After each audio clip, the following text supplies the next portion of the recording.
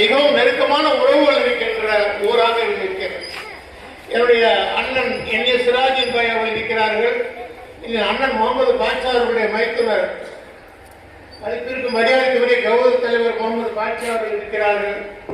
ஒரு சமீபத்தில் மறைந்த பொன்னாட்சி என்கிற சல்மா கனி அவர்கள் என்னுடைய துணைவி, அவருடைய மாமா அப்துல் அலி அவர்களுடைய துணைவி ஆவார்கள். இன்னும் சொல்ல போனால் ஜெயலலிதாவுடைய இல்லத்திலே எல்லாம் நான் இள வயதிலே இங்கு ஓடி விளையாடி இருந்த இந்த ஊரிலே இந்த ஒரு நல்ல நிகழ்ச்சி நடக்கிறது. சற்று வரை நான் இந்த கூட்டத்திற்கு அழைத்து வரவில்லை. ஆனால் இன்று நான் வெளியில் இருந்தால் கூட ஒரு நிகழ்ச்சியில் கலந்து கொண்டு ஓடோடி வந்தேன். நீங்கள் அழைக்காமல் இருந்தால் கூட நான் வழியே வந்து இந்த நிகழ்ச்சியில் கலந்து கொண்டிருக்கிறேன்.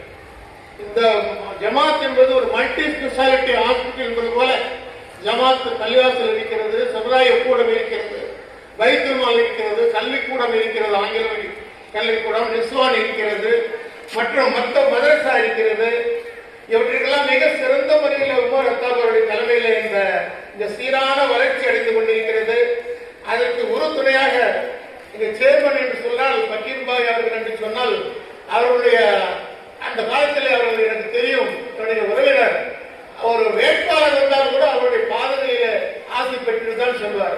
அதுபோல ஒரு உயர்ந்த மாமனுடைய முதல்வர் அவர்கள் இந்த ஆவூரை மீண்டும் ஒரு சிறப்பு நிலைக்கு கொண்டு வர தன்னாலான எல்லா முயற்சிகளையும் செய்து கொண்டிருக்கிறார்கள். ஒரு துரதிருஷ்டமான நிலையில் பக்கீர்பாய் அவர்கள் ஒரு நீதிமன்றத்தில் நிற்கிறார்கள். நீதி அரசர் அவர்களை பார்த்து அமர்ந்து நீங்க பேசுங்கள் என்று மரியாதை கொடுக்கிறார்.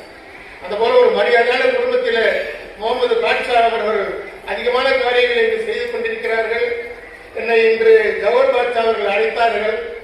நான் பேசுவது போல அழைக்காமல் இருந்தால் நான் வந்திருப்பேன். அந்த அளவுக்கு ஒரு உயர்ந்த மரியாதையான இந்த ஒரு ஜமாத்து சிறப்படைய வேண்டும் என்று இருப்பதை விட இன்னொரு உள்நோக்கம்